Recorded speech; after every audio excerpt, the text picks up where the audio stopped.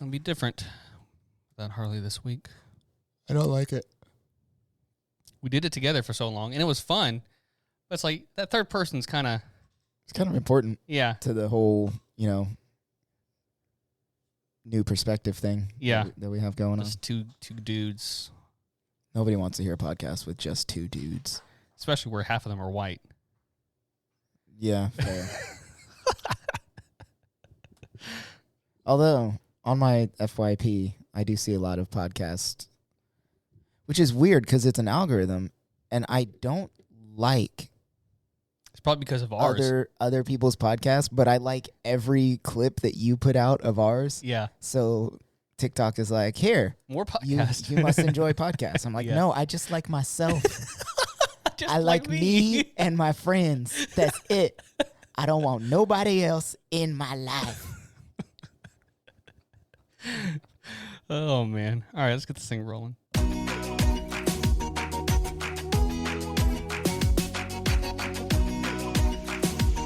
This is the Always More podcast. Hello and hello. It is November 2nd, 2 days after Halloween.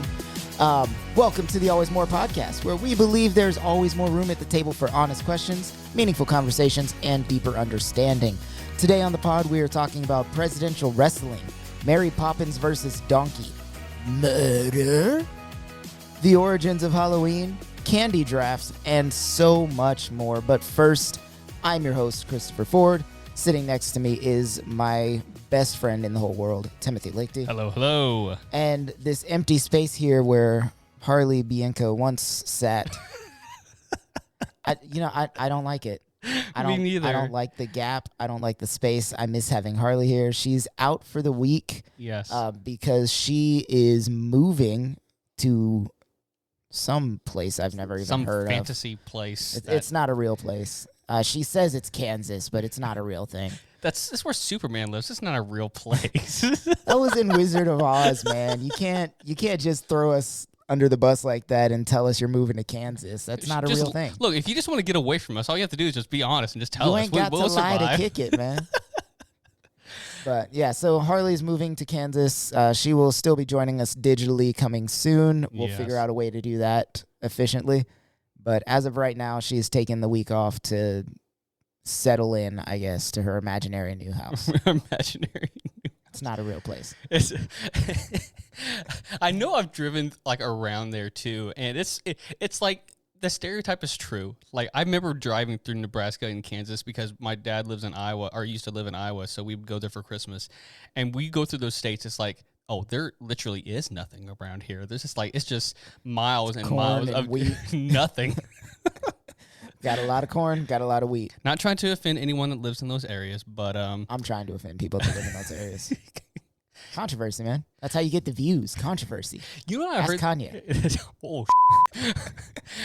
You know what I heard the other day? I don't know if it's completely true, but I heard that I think 70% of the U.S.'s population by 2050 or 2070 is going to be just in 16 states. And that's bonkers. Because it's basically the coast. Yeah, that's insane to think about. Yeah.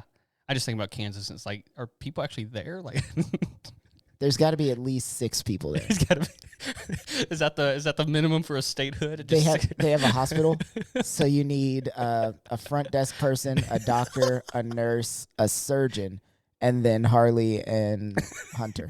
So there's got to be at least 6 people there. Yeah, there you go. All right, guys. We're going to go ahead and jump right on into our Wreck and Rev. It's part of the show where we recommend and review a few things that you may or may not have seen. Yeah. Tim, what have you seen lately? Black Adam. As much as I really want to, I haven't seen it. Okay, so here is my non-spoiler review of this movie. If you're wanting to find like an action-packed, just fun film, you won't be disappointed. If you know Black Adam and you know who he is and what he is capable of, you will enjoy this film to an extent. If you're going this as a movie critic, you're going to find its flaws. Well, yeah, that's with anything, though. I know, but I came into it knowing that it's Dwayne Johnson, and given what I've heard, it seemed like it was supposed to be a people pleaser, like not to the extent of like doing nothing like good story writing, but it was definitely lacking in a lot of areas. Right. But as far as the character of Black Adam, as what's his actual name? Is it Teth or Tereth? What's the character's name? Can't remember. I truly do not know, man. That's one villain I don't know beyond the fact that he's basically like a ripoff of Shazam. I guess he was first. Was he? I really don't know. Hit chronologically. Oh, yeah. Historically, he's been around for a lot longer than Shazam. Yeah. But anyways, it was a good, fun movie. It's not in my top 10 DC films. It's not in my bottom 5. But, I mean, it's okay. hard to... With a lot of franchises, you have to, like, go top to bottom. But with DC, like, you have to go bottom to top. It's just been so bad, and it's so disappointing. Yeah. I will go see it again if someone gives me a free ticket. And it's got to be in theaters. I would go see it if somebody gave me a free ticket. Yeah. I don't think I'm going to pay for it. I enjoyed it in the theaters for the first time, and then I'm sure everyone has seen the spoilers at the end about a certain character that is coming back to the DC universe, and so... I'm all about spoilers, so yeah, I've seen it. Yeah, so... Well, I didn't see it, actually. I read about it. Right. So it's exciting. There's definitely some good things to it, and I'm hoping with this new DC merger and everything that's been going on that there is a positive things coming our way. So this is like episode 1 of a brand new DCEU, or what? They say that, but they also have Flash coming out, and they have... Do they, though? They do. That's the bad. Actually, they actually have a second one planned. I don't know how they're doing that without. I guess they're doing the whole like multiverse thing. But yeah, apparently they're already working on the second one, and then the second Shazam movie is coming out, and yeah, and Man of Steel 2 has been confirmed. So, but with this one, they don't make any clear like, hey, we are starting fresh, because they even use some characters in other DC movies in this movie, and so it's like. They say that. They say they're starting like a new phase and like this is the beginning, but a lot of the same characters are coming back. So I don't know. I don't know how they're going to do it. It makes me a little nervous, but I'm also getting Superman back, so I'm not complaining that much. Look, all I know is that James Gunn is now CEO of DC. Right. So I'm here for it. Like, I trust James Gunn. Yeah. I trust him. Same. There's a cat in my lap. What do you have for us, man? Apparently, I have a cat. My Wreck and Rev is actually going back to my roots here. It's an anime. Oh. Cat, if you don't leave me alone, man.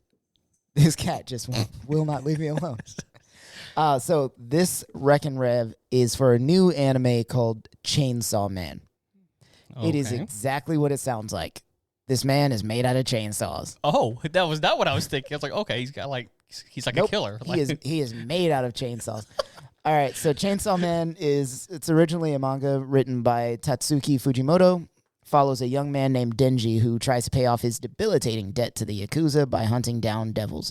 So in this world, they're like actual devil, demon, weird, creepy things, and people can hunt them for money. Okay. But after suffering betrayal and murder, Denji merges with a devil named Pochita to become a devil himself with chainsaws for head and arms. I'm immediately thinking like Edward Scissorhands. That's what I'm thinking. More or less. Pull up an image. Just Google image search Chainsaw Man right now. You will not be disappointed with what you see. His head is a chainsaw. His hands are chainsaws. And he just cuts through everything. It's so great. My internet's not... Oh, here it is. Wait. Yeah. Oh, wait, what is that? Hold on. Okay. Oh, yeah. It's exactly what you would expect. Now, it seems super weird, especially if you're not in the anime realm. It's a little weird for me, and I am in the anime realm. But in 2021, Chainsaw Man actually won for the best shonen manga at the 66 Shogakukan Manga Awards, and best manga at the 2021 Harvey Awards as well. Oh, cool. So they turned it into a show. The studio doing it is MAPPA, which is known for Yuri on Ice, Jujutsu Kaisen, and the last season of Attack on Titan. Oh. So it's got some pretty big powerhouse in the anime world animators behind it. Yeah. It's like a 2D show, but the action sequences are in 3D, so it's a really cool, like, camera spins around and like, you Right. can see the full effect of everything that's happening. Blood and gore. Obviously, it's not for children. Episode 1 has him just like going through a whole crap ton of zombies. Oh, okay. Like they're just thrown at him, and literally he just the whole day is just like a whole day's worth of chainsawing zombies down. It's pretty great. But it's a cool concept. I really like the idea. He's got a little thing on his chest that he pulls and turns into a chainsaw, and it's super dope. Wow. I like it. I like it. So check that out. It's on Hulu, and I'm sure it's on like all the anime streaming services too. But I watch it on Hulu. Well, all right. Good. Cool. I mean, if that's your thing, awesome. That's It great. is my thing. Obviously, it's my thing. Cool, man. All right.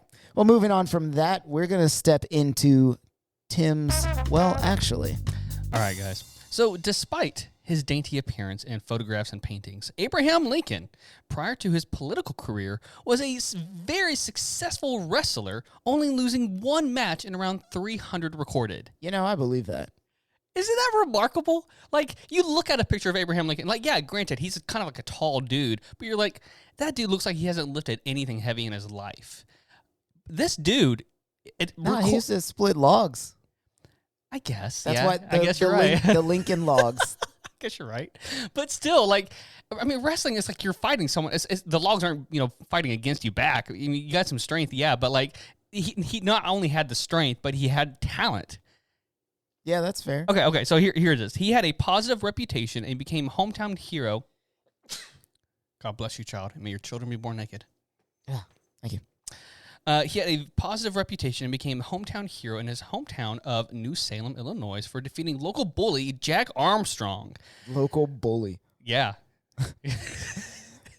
Like, could you imagine being known as the guy, the local bully of your town that was beaten by Abraham Lincoln in a fight?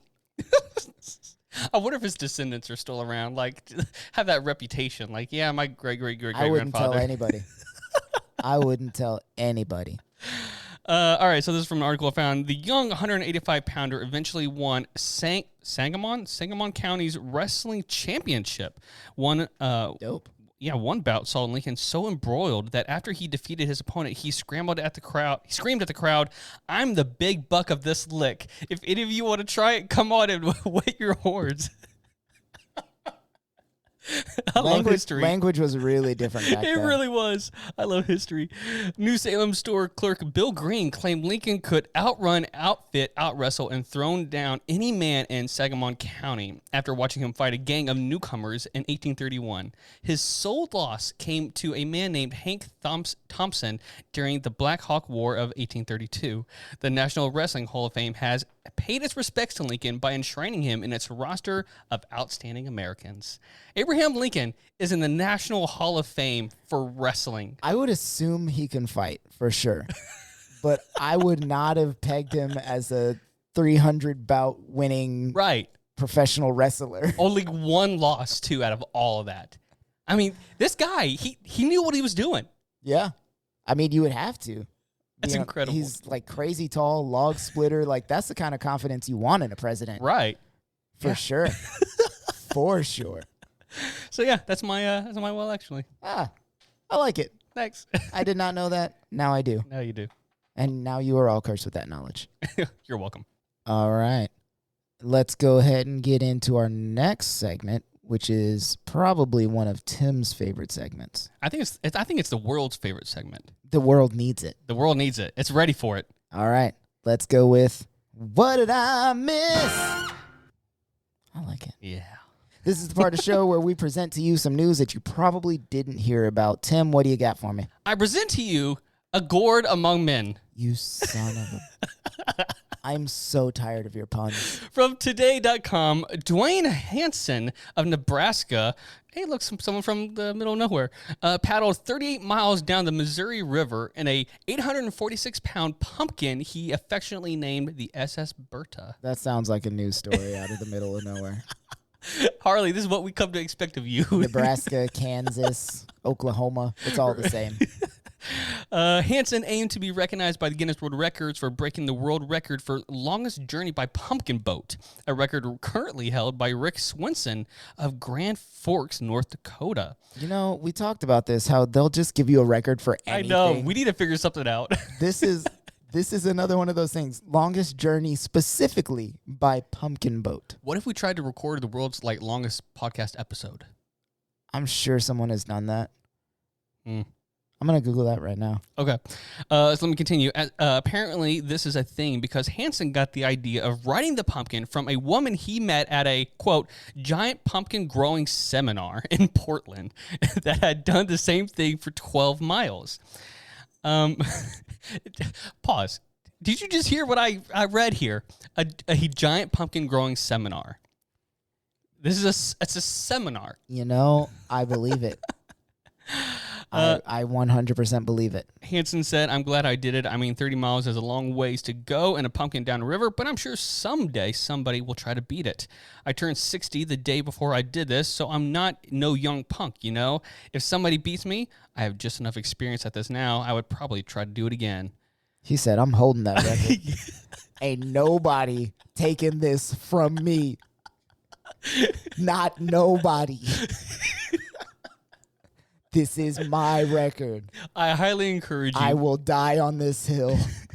I highly encourage you all, my friends, to Google the image of this huge gourd and just see. It's granted, it's a big pumpkin, and a grown man fit into it, but he had to basically balance the whole way down this thing. He had some ab power because he had to balance it the whole time because it would be so easy to capsize. Yeah, it's a pumpkin. It's round. You're sitting in a ball. What do you want? I'm just saying, it's impressive. You got to get one of those people that makes the shape vegetables. Have you seen those? Yeah, and just shape a boat pumpkin. That's his next stage in evolution in this thing. There you go. If someone tries to beat his record, he's like, all right, boat I'm pumpkin. give the boat pumpkin. I wonder if it would make a delicious pie. Pumpkin pie is my absolute favorite. I love it. All right, well, there you go. A gourd of a man. Interesting. My What Did I Miss story is also about a giant pumpkin. Hey. But a giant pumpkin. A bigger one? Literally 3 times bigger. Okay. A 2,560-pound Minnesota pumpkin was crowned the winner at this year's weigh-off. Wow. That's a big pumpkin. That's over a ton. Yeah, that's over a metric ton. That's a small car. Yeah. That's a medium-sized car. It's a sedan. It's a small car with people in it. Yeah. On Monday, the Safeway World Championship Pumpkin Weigh-Off commenced for the 49th year in Half Moon Bay, California. Winning gourd weighed in at 2560 and belonged to Travis Genger. Genger? Yeah, sounds about right. Doesn't really matter. Sorry, Travis. A horticulture teacher from Minnesota. Travis also took first place in 2020 with a 2350-pound pumpkin. He's been going to those seminars. He's practicing. That's what I'm saying. He went to the seminar. He was the speaker. He's the star student there. He learned as much as he could. Took notes. He was the keynote speaker. He brought in everything. It's this is my pumpkin from last year. Behold her girth. The prize pumpkin set a new North American record, according to organizers, but it did not beat the current world record. Oh, wow. Which was also set in 2021 by a 2,703-pound pumpkin. Jesus. In Italy. Yeah, that's your people. That's my peoples. They're good at it. You got to do the hand thing. The hand thing. That's why. Yeah. The pumpkin also had to grow hands. About 30 pumpkin growers took part in this year's weigh-off, and the competition itself drew hundreds of attendees. Tim Beeman, a spokesperson for the weigh-off, told NPR, farmers began planting seeds in April in preparation for the competition. On the day of the competition, each pumpkin is carefully weighed on a 5-ton capacity industrial-strength digital scale using forklifts and a special harness. No kidding. Beeman said the tradition has been particularly meaningful to people during the pandemic. Yeah. In times like these, people gravitate towards things that bring a smile to their face, he said.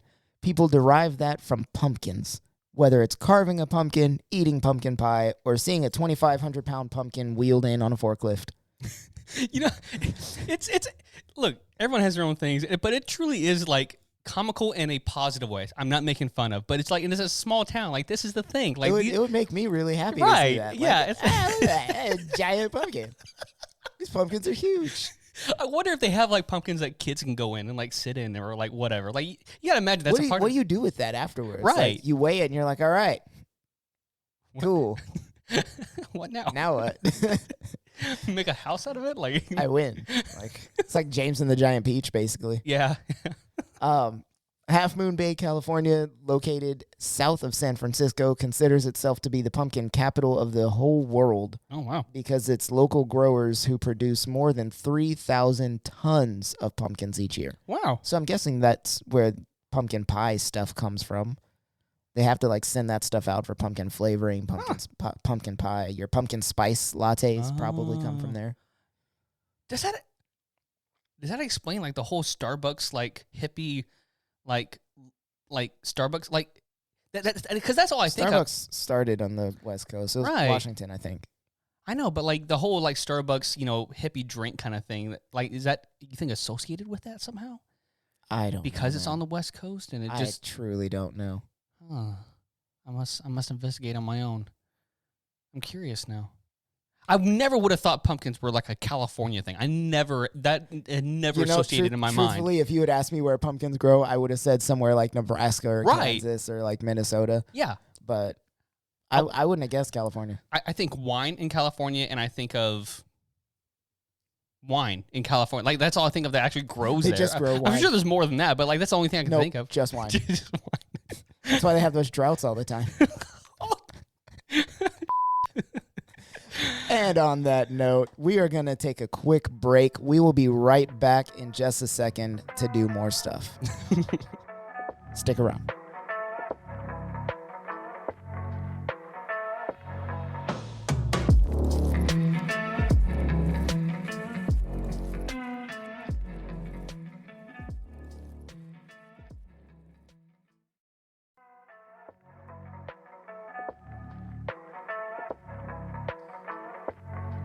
I'm digging this new music, man. Mm-hmm. Welcome back from our break, where you have probably just listened to an ad, and we appreciate you listening to that ad. That's Yeah. how we get paid. The 6 cents a year we make. It is what it is. Today, we are going to be talking about one of my favorite holidays as of late, just because I wasn't allowed to celebrate it as a kid. Yeah, it's definitely a trend amongst now millennial ex-evangelical parents. Yeah. Definitely. Yeah.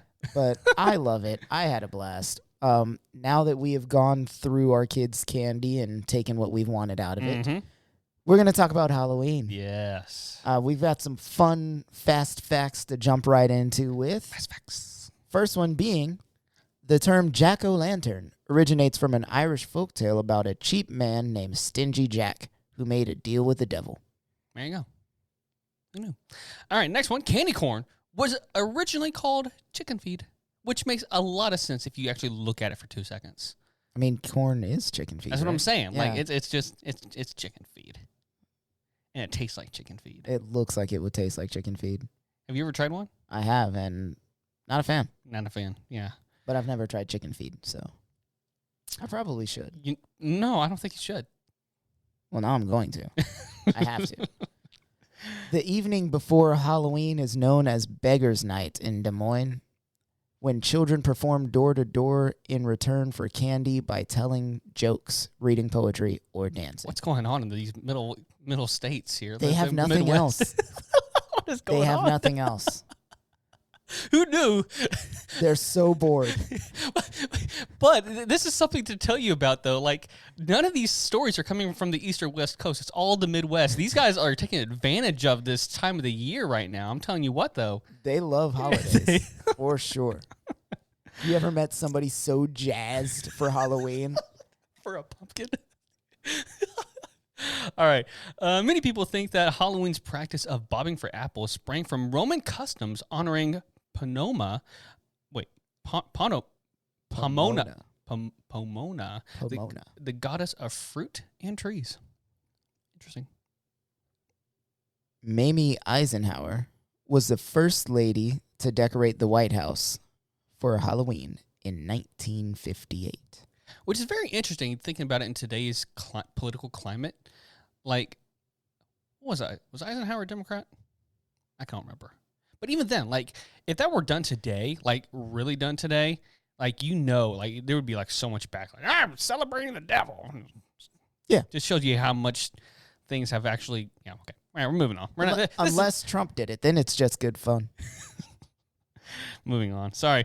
Because the studio for the film Halloween had such a small budget, they had to use the cheapest mask they could for the character of Michael Myers to wear. It was a $2 William Shatner mask that they spray painted white. I did know that. Yeah. And it's hilarious to me every time I see it. Hilarious. Just like, could you imagine being chased by William Shatner? No, I don't want to. Just like you're running for your life from this like 7-foot murderer. And then you turn around, you get a good look at him for the first time. You're like, is that William Shatner? Captain Kirk? What are you doing here, Kirk? There you go. All right. So those are fun facts. Those are genuinely fun facts. Yeah. I appreciated at least most of those. Oh, man. All right. So from this point, I think it's time. Do you think it's time? It's time. I think it's time. A new tradition amongst us. I really like this new tradition. I think so. Yeah, I think it's a thing that needs to stick around. We're going to have to keep doing this for a lot of different things. Yeah. We're going to do our 2022 candy draft. Yes. We need a sound for this. Yes, I will find like something. Like a Monday Night Football. Da-na-na, da-na-na. No. It's already being used. It is already being used. You got to find some kind of sound. Okay. No, it's not cool enough. Not quite enough. No. I don't have that many sounds on here. Sorry. I mean, the more ads you guys watch, the more sounds we can afford, so. Help us out. Watch our podcast like 12 times. Just put it on repeat. Each of you. Yeah, just find a device that you're not using, connect it to Wi-Fi, and just stream our podcast all the time. Right. Why don't we do that? I'm going to do that. I'm going to find one of my old phones or something and just like stream it on a loop. All right, so what we're doing here is we are basically we're imagine there is a huge bucket of candy. Yes. And whenever you pick out that candy, that's yours. The other person doesn't get it. So we're only doing 5 though. That's what we're. And so I just realized we need like a coin to decide who goes first. I thought you had an app or something like that. I do, but this computer is really old and it wasn't on this. It was on another device. I do not have a coin. We are not flipping I guess Let's you just could. flip this phone. Yeah, sure. All right. Flip that phone. So obviously Prison Mike is heads. Okay. And the screen is tails. Okay. Because Prison Mike is the best. Okay. All right, ready? Prison Mike. Damn. All right. I'm going first. All right. My first pick of the 2022 candy draft is Reese's Cups. Damn. Number 1 candy. Yeah. I love me some chocolate and peanut butter. Reese's Cups. Okay. Now, if we pick a brand, is that brand taken like, because I'm thinking my next one would be Reese's Pieces. But it's essentially the same thing, but just in miniature form. Yeah, because there's so many variations. Like you got like the dark chocolate and the white chocolate and the Reese's Cups with chips in it. Like I can understand if it's different flavor, but this is essentially the same flavor. Yeah. All right. So, no Reese's Pieces. What you got? I'm gonna go Snickers. You son of a. You got my favorite one, so I guess we took. I got the number 2 one. That's what I got here. It's fine. It's fine. It's fine. All right. My next pick for the 2022 candy draft, Twizzlers. Oh, okay. You can have that one. I'm a big fan of Twizzlers. I don't know why. I just am. Yeah, it's all right. It's okay. It's a good candy. Yeah. All right, I'm going to get my fruity snack in, and I'm going to go with Skittles. Oh. Yeah. I didn't even have that on my list. Yeah. It's nice. It's easy. It's not too messy. I like it. All right. My next candy pick of the 2022 candy draft M&Ms. Again, I like the peanut M&Ms, but regular M&Ms, I had too much as a kid because my dad loves M&Ms, and I kind of just don't like it anymore. So Sure, fair. Sure. Have you tried the other flavors, though? There's like cookies and cream M&Ms and peanut butter M&Ms and pretzel M&Ms. Peanut butter and M&Ms, like I don't mind the other ones. Brownie, like yeah. There's some good stuff out there. Yeah. But I guess you are taking the whole brand with you there, Yeah. so I guess that is a good win. Yeah. Good point. Solid point. I mean, honestly, though, the peanut M&Ms are my favorite, too. Yeah. They're They're crunchy. just the best. Yeah. They're the best. Good I quality. love having a good peanut in the middle of my chocolate. Yeah. All right. My next one. Okay, this is a classic. I can't believe this actually hasn't been taken yet, but now that I got my chocolate and my fruit, I'm going back to chocolate with Kit Kats. Bro. Yeah. You're killing me, man. Kit Kats. Man, those things are so good. Like as a kid, that was it. Like that was the top of the top. That was my number 5. If you came in with Kit Kats the day after Halloween, man, you were rolling. You could trade some really good stuff with Kit Kats. You could. Yeah. The only reason I wouldn't put those like on top tier is because my family eats gluten-free. Yeah. I eat mostly gluten-free unless I'm sneaking something. Mm-hmm. And Kit Kats are not gluten-free. But I think for my next pick for the 2022 candy draft. Number 4? This is number 4. Three Musketeers. You know, I used to be a huge fan of this. And I don't know what it is. Maybe my taste buds have changed. Maybe I've changed. As a human being, you've become a different person. I've just become different. Arya loves them. They're the best. Yeah. It's that soft, like, whipped chocolate in the middle. Mm-hmm. That's what gets it. Musketeers. Okay. What you got? Number 4. Yeah. I'm going with Starburst. Ooh, Starburst. They're fruity and they're juicy. Also on my list. And they're easily packaged. And so I'm going to go Starburst. Fair enough. What's your favorite flavor of Starburst? From the originals. Yeah. What's the pink one? Is that strawberry? No. What is that flavor? It's pink, Tim. Just pink. It's pink. It's the pink one. Yeah. Nobody knows the flavor. Pink or yellow lemon. The only people who actually know the flavors are cops. Oh no. Just like Gatorade and Kool-Aid. If you call it by the actual flavor, you're a cop. You got people that are like, oh, what about the Arctic blue versus the ice blue? Look, you got light blue and dark blue. Nice try, officer. Oh, man. All right. What's your last pick? My last pick, and it's going to be weird. I feel like I'm not going to get respected for this. Okay. My last pick for the 2022 candy draft. Yeah. Lifesaver gummies. I put, what was it? Haribo? Yeah, I put those gummies in my options. So it's not too far of a stretch. I don't know. I like the Lifesaver gummies. They have a lot of different flavors, a lot of different options since I'm taking the whole brand. Right. And like if I want a gummy, that's my go-to. It's a good, and you need that kind of option in your bag. You need like you have all the hard stuff, but you need something. I literally have that option in my bag right now.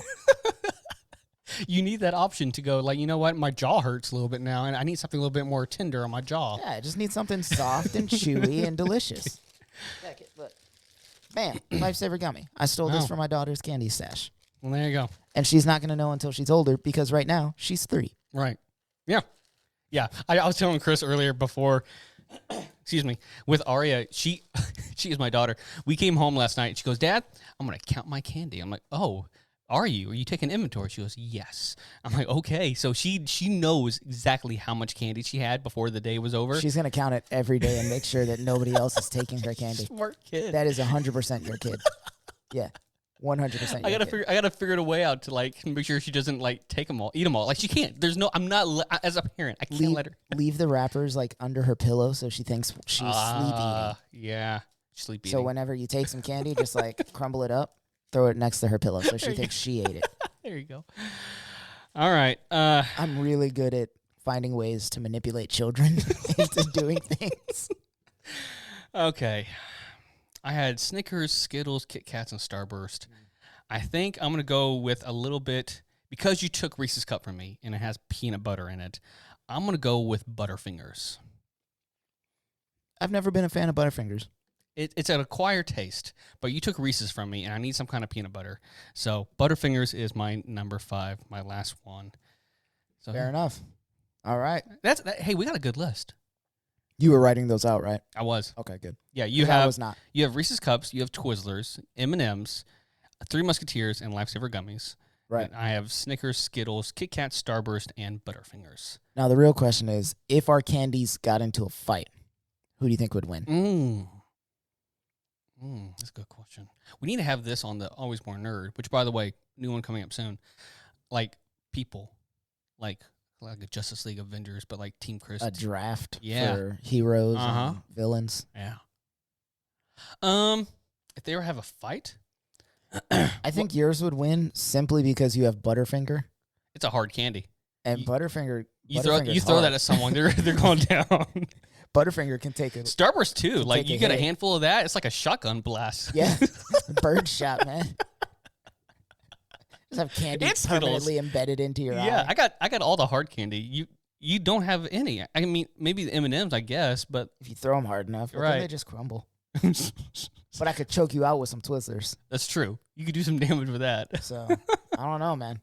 It'd be pretty tight. Who do you guys think would win in a fight? My candy or Tim's candy? What a Whose question. candy is the better candy? It's 2022. Who would have thought in human history this kind of question would come up? We used to build things. Where are we as a civilization? Speaking of history, let's take a step back from the candy draft. But patent pending on my candy team if that becomes a sport or something. Right. Let's take a step back from that and look at some of the history of the origins of Halloween and its superstitions. Every society that has ever existed has developed some kind of ritual or observance centered on what happens to people when they die. It's a big question. It is. Where do they go? What do they do? How the living should best respect the dead or deal with the dead, if they don't want to respect them, who don't seem to or don't want to move on. Today, Halloween is observed in various ways throughout the world, from China's Tomb Sweeping Day to Mexico's Day of the Dead. Even while some elements of the holiday are relatively new developments and can be linked to the Celtic festival of Samhain, the current celebration of Halloween in nations like the United States and Canada, where this practice is most prevalent, shares in its ancient tradition. Yeah. Ready to dive in? Let's go. How do you pronounce that word? Samhain. Samhain? Samhain. Samhain. Cool. I didn't know how to pronounce it. Thank you for enlightening me. You're very welcome. All right, I'm going to start here. Westerners have celebrated Samhain, this Celtic New Year's. I've heard that once before, and it's always stuck in my head, and I know it's wrong, but it's just there. It's like one of those words that always... Boston Celtics. Yeah, okay. Celtic New Year holiday. For thousands of years, Samhain is pronounced... Oh, see? Oh, there's different definitions. There's different pronunciations here. You wrote these notes. I did. Suween, and Samhain, as you said. The celebration, whose name translates as summer's end, signaled the conclusion of the harvest and the approach of winter. The Celts thought that the dead may return and retrace their steps at this time, since the distance between the living and the dead was at its narrowest. Additionally, individuals who had passed away in previous year, but for one reason or another hadn't yet moved on, may do so now and engage with the living in a bidding goodbye. That's adorable. Yeah. Because the church has Christianized old Samhain, as it did with many pagan festivals, look it up, very little is known about its ceremonies. What little is known comes from the Irish monks who wrote down their people's pre-Christian history, as well as the Christian writers who integrated pagan practices. However, it appears that the celebration also involved gathering food for the winter, butchering cattle, and burning the bones in, quote, bone fires that eventually became known as bonfires. Huh. I did not know that's where that word came from. Yeah, it's a thing. Bone fires. Words are funny. What is it? Etymology? Etymology. I love that. Chris, you should take this next one. I'm still stuck on the bone fires thing. That's pretty neat, right? Like, I'm just thinking, like, if I got superpowers, I know my name. Bonefire. Bonfire. All right. So the next one, everyone knows about this one, especially if you watch the movie Hocus Pocus. Ooh. All Hallows Eve. Prior to the advent of Christianity, the Roman festival of Lemuria, which took place on May 9th, 11th, and 13th, weird, was intended to appease the irate or restless dead. When he dedicated St. Mary and Christian martyrs to the great pagan temple of the Pantheon in Rome in the 7th century, Pope Boniface the Fourth, right? Mm-hmm. Yeah. Sorry, Roman numerals are not my strong suit. Established 13 May as All Saints' Day, All Hallows' Day, a feast day to honor those saints who did not have a day of their own. However, in the 8th century, Pope Gregory III changed the date of the feast to November 1st. It is still unclear why this decision was made. It is most likely true that the decision came to transform Samhain into All Hallows Eve and was made with the objective of Christianizing. That word is so hard. It is. Christianizing it. Since it fits with the well-established Christian paradigm of redeeming anything pagan, quote, around redeeming, anything pagan in an effort to speed up conversion among a certain community.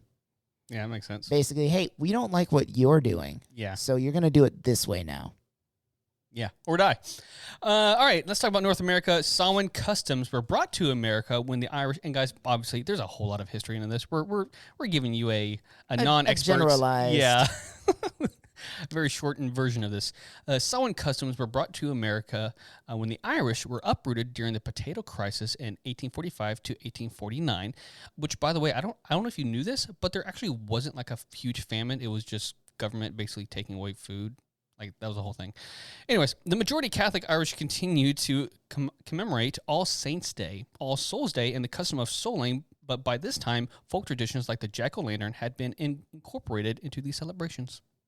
What is souling? I don't know.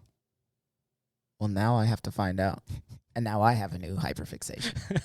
All Souls' Day. I guess it's just, I don't know, actually. It's a good question. It's like, what do you do for a living? I soul. I soul. I'm going souling. You guys want to go souling on Tuesday? Let's go, bro. All right. Let's talk a little bit about some Halloween development. So some of the traditions, I guess, about our Halloween celebrations nowadays. The jack-o'-lantern is connected to the Irish folk tale of Stingy Jack, a cunning, drunk, and con artist who tricked the devil into exempting him from hell, but who was unable to join paradise due to his wicked lifestyle. After dying, he wandered the earth with a little turnip-made lantern that contained a fiery ember from hell to light his path. According to experts, the myth originated from reports of will-o'-the-wisp, swamp, and marsh gas emissions that shone at night. On All Hallows Eve, the Irish hollowed up turnips, carved faces into them, and put a light inside so that... Oh, maybe that's it. So that when they went out souling on the evening when the line between life and death was thinnest, they would be safeguarded from ghosts like Stingy Jack. Yeah, there you go. So it was originally turnips, Turnips. not pumpkins. Right. Yeah. Wait, Tim. if I'm... Hey, Tim, Yeah? this Halloween you want to turnip? If I'm not mistaken, maybe you can look this up while I do this next segment. If I'm not mistaken, pumpkins originated in the Americas. And I think that's why. Anyways. Let's find out. Oh, jumping back to something I said earlier that I was going to look up. 153 hours is the longest podcast. Oh, thank you. Yeah, we can do that. All right, let's talk about witches. It's unknown precisely when witches first appeared in history. One of the oldest mentions of a witch can be found in the Bible's book of 1 Samuel, which is believed to have been written between 931 and 721 BC. It narrates the tale of how King Saul enlisted the aid of the witch of Endor to assist him defeat the Philistine army by conjuring the soul of the deceased prophet Samuel. Samuel was successfully awakened by the witch, which, by the way, keep that in mind as a Christian here. She was successful in summoning him up, who then foretold the demise of Saul and his sons. According to the Bible, Saul committed himself to the following day after his sons were killed in battle. In the middle of the 1500s, when numerous alleged witches confessed to a range of evil deeds, often while being tortured. Witch panic, it truly took root in Europe. Within a century, witch hunts were widespread, and the majority of those found guilty were burned at the stake or hanged. Women on the outskirts of society, such as widows and single women, were specifically targeted. Get this, up to 80,000 accused witches were executed in Europe between 1500 and 1660. Jeez. Yeah. In 1486, two reputable German dominicians published Malleus Maleficarum. Malleus Maleficarum. Thank you. Which is said to have been the catalyst for the spread of witch craze. The book, which is typically translates as The Hammer of Witches, served primarily as a manual for locating, pursuing, and questioning witches. While witch panic declined in Europe, it increased in the New World, which was suffering from French and British wars, a smallpox outbreak, and persistent fears of attacks from nearby Native American tribes. Finding scapegoats would have been easy given this stressful situation. Salem, Massachusetts, had the most well-known witch trial in 1692. There you go. A little history about witches, and yeah. Of course, there's a whole lot more, but that's summarized. It's just really upsetting that society was just okay burning people at the stake with little to no proof. Yeah. Like, it took these two German dudes, like, you know what, let's find a way to make this up. Like, this is what a witch is, and, all this stuff. You could just be like, I don't like Laura over there. Yeah. Across the street. She's a witch. I saw her doing magic. How can you prove it? Throw her in her lake. If she floats, she's a witch. Yeah. And we burn her. If she drowns, she wasn't a witch. Right. It's like, you're going to die either way, man. Yep. Yeah, that's fine. At least we know. We don't like Laura. That's all that matters. Yeah. It's insane. It is indeed. There you go. Did you find out about pumpkins? I did, yeah. 9,000 years ago in the U.S., See? in North America. There you go. I thought I knew that. Yeah. That makes sense. The oldest pumpkin seeds were found in Mexico and date back to somewhere between 7,000 and 5550 BC. Wow. Oh, interesting. Wow. What's up next, Christopher? Up next, I think we should probably just talk about some of our favorite Halloween movies. Yeah. The best. Because He's the best. the best. My favorite Halloween movie of all time is any movie that I can fall asleep watching and not have nightmares. Wow. Yeah. Yeah. I'm thinking about, see, this is a hard thing for me, and maybe we shouldn't have included this, but, we're here. But, I grew up not being able to watch a lot of Halloween-themed things. Yeah, and same. so a lot of my movies that I chose were closer to my older teenage, young adult years of, going back and watching these things. And so there's I'm sure a lot of films that you're like, oh, you're missing this. Or, what's one? What's the, it's both a Halloween and a Christmas movie, the animated. Nightmare Before Christmas. Yeah, like that one. That one's actually on my list. I wasn't technically allowed to watch it. Right. I did, and I like it. Yeah. It's not on my list because I literally watched it for the first time 2 weeks ago. Oh, wow. Yeah, with my kids. And it was just it's fine, but I didn't have that nostalgia with it or anything. Right. So it's not up there for me. Yeah. I watched it in high school, I think, for the first time. Yeah. Yeah. Okay, so here's a couple of mine. We can kind of go back and forth a little bit. And I don't know if you would qualify all of these as Halloween, but they're spooky and they're scary and stuff. So the first most obvious one that does fit, I think, within the criteria is Sleepy Hollow with Johnny Depp. Yeah. I think I actually was able to watch that one because it was kind of it's history or something. Not history, but it was more realistic, I guess. I don't know what's the word I'm looking for. It wasn't super witchy. I guess that is the best way to describe it. Which is hilarious because that's the number one thing is he was brought back by a witch. Right. Yeah. I don't know how I was able to watch it, but yeah. So Sleepy Hollow, that's the one that I remember. That's the most nostalgia. I'm not saying it's my favorite, but when I think of Halloween movies that I've liked in the past, Sleepy Hollow. Fair enough. Okay. One of my favorites, again, not necessarily Halloween, but spooky, creepy. Mm-hmm. Shaun of the Dead. Oh yeah. Yeah. Zombies. I love Shaun of the Dead. It's satire of a zombie genre. Yeah. It's British dry wit humor. It's just good. It's a good movie. I will take your Shaun of the Dead and raise you one What We Do in the Shadows. I also have that on my list. Guys, if you need a hilarious mockumentary style movie about vampires, Which you do. Which you do. If you don't think you do, you're wrong. You need this in your life. This is the movie and the show. Yeah, Taika Waititi. This is him in like 2008, something like that. I couldn't tell you, but it's such a great movie. It's so hilarious. It's so good. And inspired the TV show that's out right now on Hulu. It's just fantastic. Watch it. Check it out. Yeah. I would probably say, in the vein of things that are like spooky but also hilarious, the Scary Movie franchise. Oh my God, yeah. Like Scary Movie 1, 2, 3. Like, I was so into that as a teenager, like, because it's like you're not really supposed to be watching it as a Christian kid, but it's like, come on. But it's funny. You like it, And I haven't watched them actually in years. It's probably horrible. As an adult, looking back on it, probably I would not appreciate the jokes as much, and they're probably very problematic. Probably racist and misogynistic and all those things. But you didn't realize that stuff in high school, so it's fine, right? But I really enjoyed watching those. That's as close to actual horror movies as I wanted to get. If I'm not mistaken, we went out to go see, was it the third one with Sheen and Charlie Sheen? Yeah, the third one. Yeah, I think that was a thing. I think we all went to the movie theater to watch that one. We did. It was that one and some other one, but yeah.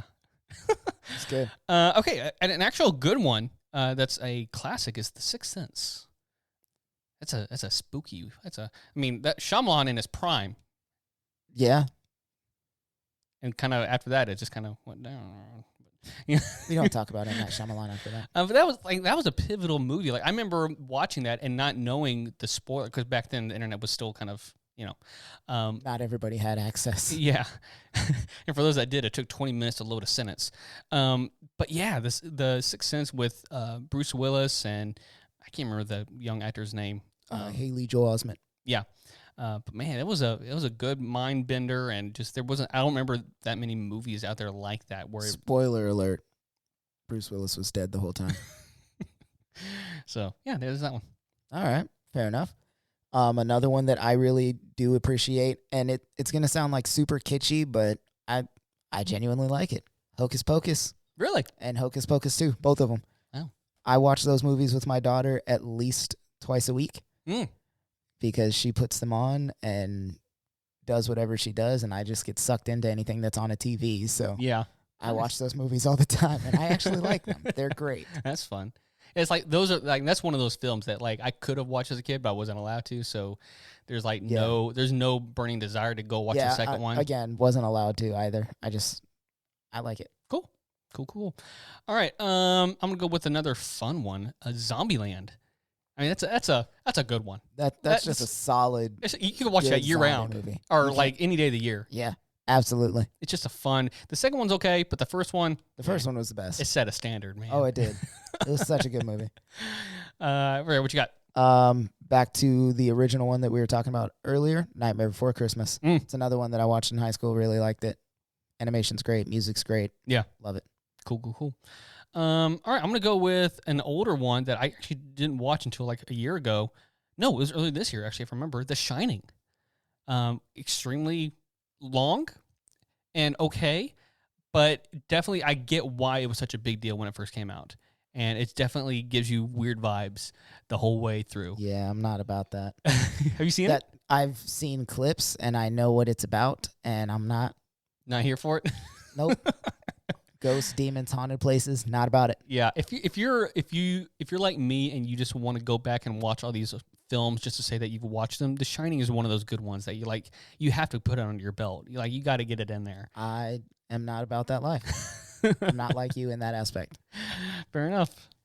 Last one I put on the list, and it's not technically one movie, but like the entire Scooby-Doo animated movie.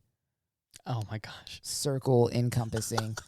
I'm talking. I forgot about those. I'm talking Scooby-Doo and the Cyber Chase. I'm talking Scooby-Doo and the Alien Invasion. Scooby-Doo meets the Hex Girls. And the best one of all, Scooby-Doo on Zombie Island. That's right. Yeah. I recently found that one streaming, and yeah, I love that movie. The soundtrack is crystal clear. I quote that movie all the time at my family. It's one of my favorite things. Wow. I love it. Mm. I grew up on Scooby-Doo, though. That was my spooky, scary feeling when I was a kid, was watching Scooby-Doo. Mm-hmm. And it taught me a really important lesson. The monsters are humans. Mankind is the real monster. Mankind is a real monster. All right. I will summarize my last two. First one is, and see, I don't know if this is technically Halloween, but it gave me big creeps. Us. Oh, yeah. Anything by Jordan Peele. Yeah. His whole catalog. But Us specifically. Yeah, that one. Janelle still won't watch that movie. I understand why. And I've only seen it twice, I think. I can't. I'm not going back for it anytime soon. I'm not going to say anything about it. If you haven't watched it at this point, and it's like 2 years, 3 years ago, you're missing out. Yeah. You need to go check it out. It's definitely worth the time, especially if you like to be scared and you haven't seen it already. All right, and this last one I have for you. Listen, I'm not going to lie to you. This movie is like batshit weird, crazy kind of thing. Like, it seems normal for like the first 30 minutes, like a normal horror film, and then it just gets weird, like in a gross, weird way. It's called The Lighthouse. Is that the one with Willem Dafoe and Robert Pattinson? Yes. Willem Dafoe.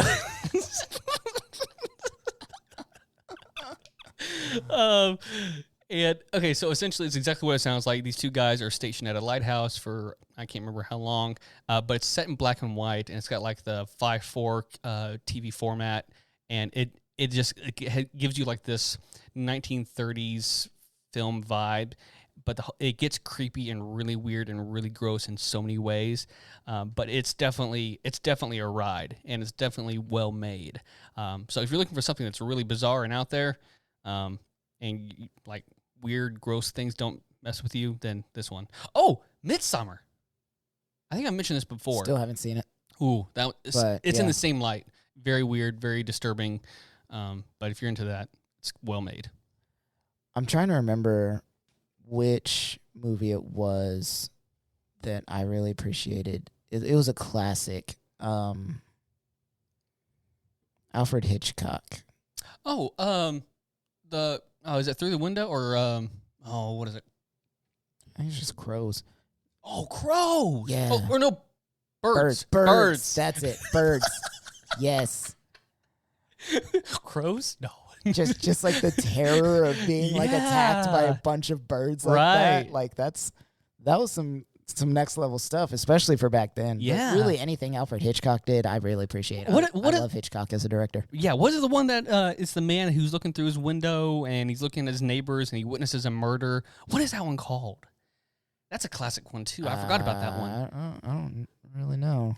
Is it? Oh, what is it? I know what you're talking about. They had like a remake of it, but like through a different lens, like the modern lens of it. And it had like Shia LaBeouf. Disturbia. Yeah. Man, that was a classic one. I can't remember what it's called, but I'm trying to.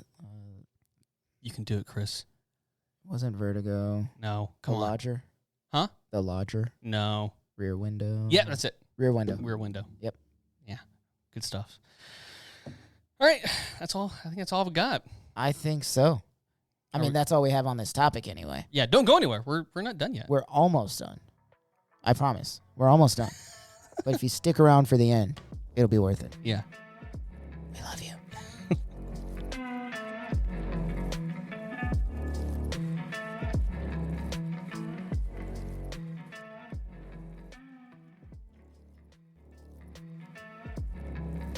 Thank you all for listening to our podcast. Be sure to subscribe and leave a rating on your favorite podcast platform and YouTube. And don't forget to follow us on Instagram, TikTok, and Facebook at AlwaysMorePod. If you'd like to ask us a question for us to answer on the pod, you can email us at alwaysmorepodcast@gmail.com, or you can call us on our Always More hotline and leave a voicemail question at 254-218-4042. You can also follow all of our social medias individually and as the Always More podcast. Thanks for listening. Let's get back to it.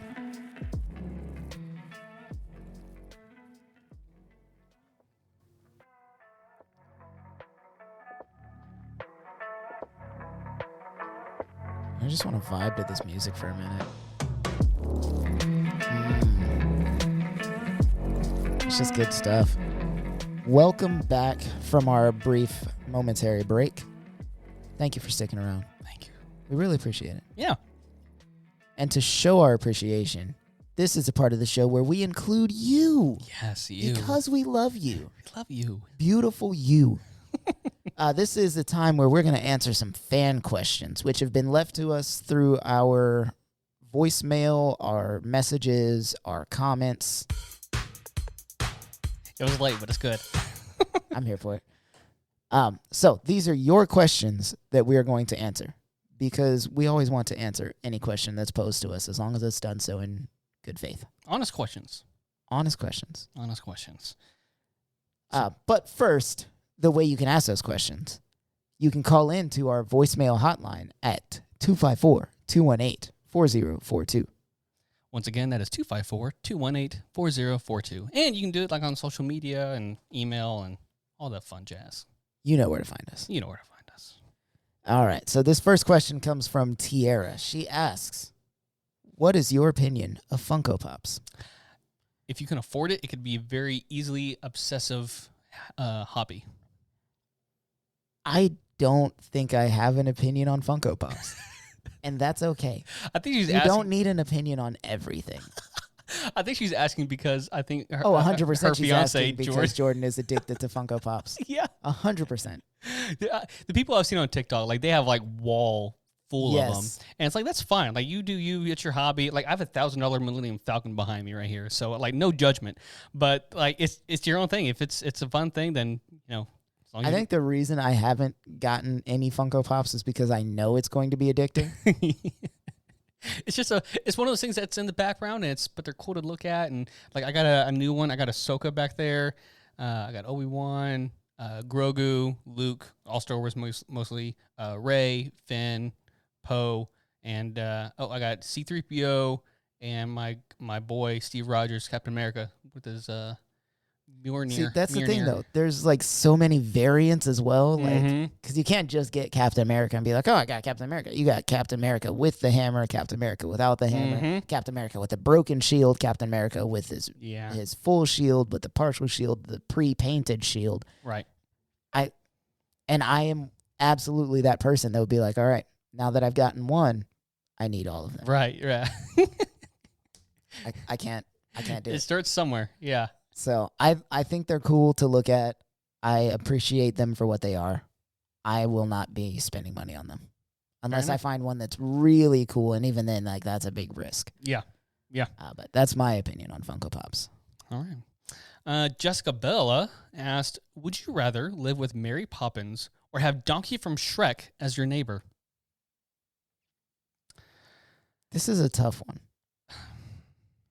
Because I feel like Donkey from Shrek as my neighbor, I can get away from him at certain points. Like if he gets to be too much. And Mary Poppins is always there. But Mary Poppins is leagues more pleasant. Right. I just don't know that I want to live with her. Yeah. I don't want her hearing the things that go on in this house. I feel like she would judge me. And at the same time, make me a better person. And I don't want that. Right. I don't want her to fundamentally change. I just want to be am. me, Mary. I just want to be me. Look, man, I just watched Mary Poppins again with Ellie. And the kids laugh. They go to the ceiling. They have a good old time. And she's the one that's like, all right, that's enough. We're done. No more fun. Like, I don't want that in my life. I don't need that negativity. I'm a grown-ass man. If I want to laugh and be on the ceiling, I'll be on the ceiling laughing. Like, that's my thing. Yeah. I don't need this from you. But, see, here's the thing. Is like how, like, yes, there's obviously as a neighbor, but, like, how often would Donkey come up and ring your doorbell? Like, how often? Every day. Do you not watch the Shrek movies? That's what I'm saying. Like, do you want that in your life every single day? It's a hard one. Good question, Jessica. Now, I do think, though, having a child, Mary Poppins would be more focused on the child than me. Oh, that's a good point. So, Free babysitter. yeah, it'd be like a live-in nanny situation, like the Mary Poppins movies. Right. I think that'd be all right. Now, are we paying for her services or? Oh, I could not afford Mary Poppins. No. 100% I could not afford that. I can't afford a bad nanny, much less Mary Poppins. Yeah. I don't. I think I would have. That is a good question. I think I would go with Donkey, only because I think I could have my doorbell removed.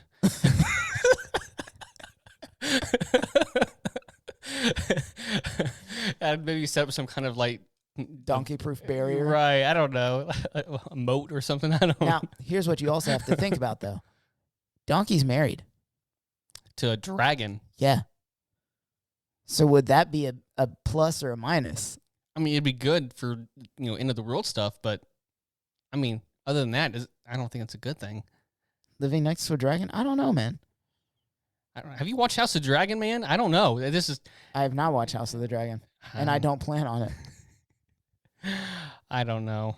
I'm going to go with Donkey. I'm going to go with Mary Poppins. I don't want someone living in my house, and just too many weird things happen here. I'm going to go with Mary Poppins, just because I feel like she would mind her own business. All right, solid. Hopefully. Hopefully. Oh, man. All right. That was a fun question. Yes, thank you. Next one, Chelsea Solis. I love getting questions from Chelsea. These are the deeper questions. Yeah, we're about to get there. She asked, "What's our opinion on holidays being so commercialized nowadays?" Yeah, not specifically Halloween, but let's start with Halloween. Yeah, I put in a stat just to talk about it and say. And I didn't put it in the main segment, but Americans spent an estimated $10.14 billion on Halloween in 2021. It's incredible. I need to know like what was like the mean or the average like expenditure, because like it's like Christmas. Like once you buy a set amount of decorations, they can last for a few years. Right. So I wonder how much of it is just like fresh candy. That's an interesting question. As well. Or like parties. I guess a lot of it has to do with new costumes. Yeah. New costumes are probably like the biggest expense, I would think. Yeah, biggest single expenses, yeah. Or alcohol. Booze, yeah. 100%. Yeah. I mean, like I get it. People want to spend money to celebrate things. They want the joy. They want to experience, well, specifically for Halloween, fear, but like 4th of July, they like fireworks. Christmas, you love to give and get gifts. You want to decorate. You want to bake cookies, and there's the like Thanksgiving dinners and things like that, and then Black Friday right afterwards. Like, I'm not a huge fan of commercialization just because it feeds the capitalist monster, and I am not a capitalist. On the other hand, there's a healthy. We're in this system, so you can't exit it anytime soon. It's not something that's just gonna like be done tomorrow. Right. You can have healthy habits to help diminish your role in capitalism, but you're in it. So for me in my house, we have never celebrated Halloween before, really, because just of our upbringing. And so this year was a big year for us because we purchased a lot of things. We got a lot of decorations, and it was the first time we've ever done so.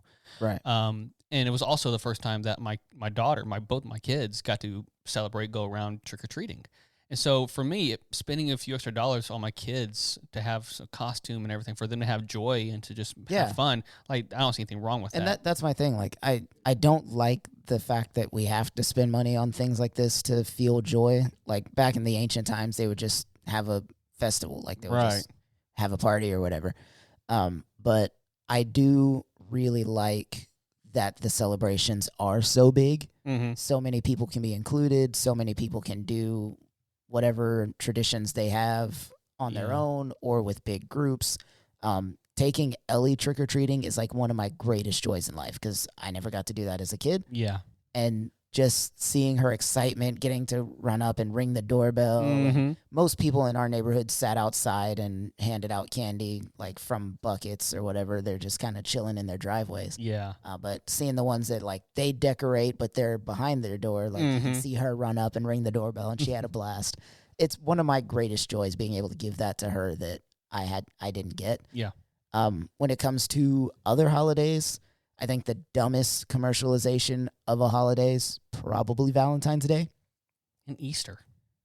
Easter makes the least amount of sense when it comes to America. Oh yeah, I was gonna say because Valentine's Day, like obviously it celebrates the weddings that Saint Valentine did behind the Roman thing, but yeah, Easter definitely is like the dumbest in my opinion. Like even if you take out like both of those. Yeah, like because the celebration has nothing to do with the actual holiday itself. well, that's what I'm saying. Like even if you take out like the whole Easter Bunny like non-Christian part aspect of it, you're still you're commercializing this act of Jesus dying on the cross and being resurrected and all that.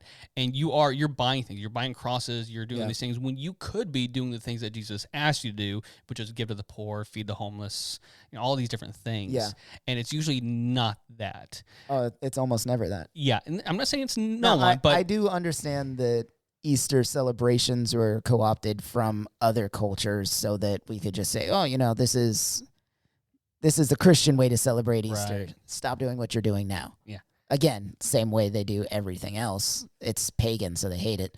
But yeah, it's like you could be doing something different. As someone who worked in a church and who was in the meetings to discuss the budget for Easter, I can tell you right now, those Easter budgets are so high. It is incredible to me. The media budgets, the Easter and Christmas are like the highest budget days of churches, and they almost always go to bringing people to the church rather than going into the community to help. Yeah. Like that amount of money that they bring, and obviously it varies from church to church, but that amount of money they bring can go to literally anything else that would genuinely help people. Right. And I am by no means saying that you shouldn't celebrate or have a party or anything like that, but I'm telling you right now, as someone who sat in not a mega church, but a church that's definitely bigger than the average American church, it was astonishing to see how much money we would spend on Christmas and Easter. There was a church in our area, I think it's like on the same level as our former churches, but I don't believe it was one of ours, that did a helicopter egg drop. Oh, yeah. Mm-hmm. And I cannot tell you how many churches in our area were mad about it, but not for the reason you would hope a Christian would be mad about it. Why didn't we think about that? That was ours. And they were like, well, they spent so much money doing this, this, and this. Okay. But you also spent a pretty large chunk of money doing similar things. The helicopter was too far for you? Yeah. That's what it was? The helicopter? That's too sure, buddy. You can put a cross on there? Would that be okay? The blades make a cross before they start spinning. Yeah. So, Chelsea, I would say it comes down to pretty much everything else. It just depends on how are you doing things in a healthy way, and are you being a healthy contributor to your society? Yeah. I get like there are ways, and maybe this is something I should look forward to in future endeavors of Halloween and other holidays, of trying to not be as much of a big spender within the capitalistic part of it, like being more creative with how we celebrate or whatever. But it's going to happen. Like that's what holidays are for too, though, is to come together and celebrate together. So it's not a black or white.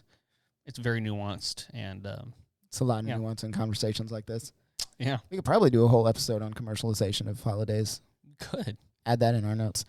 But yeah, as far as like being super commercialized, not about it.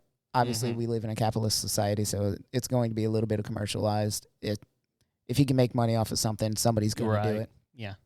I like the holidays though. Right. And my two favorite holidays now are Halloween and Christmas, and those are probably the most commercialized holidays in the U.S.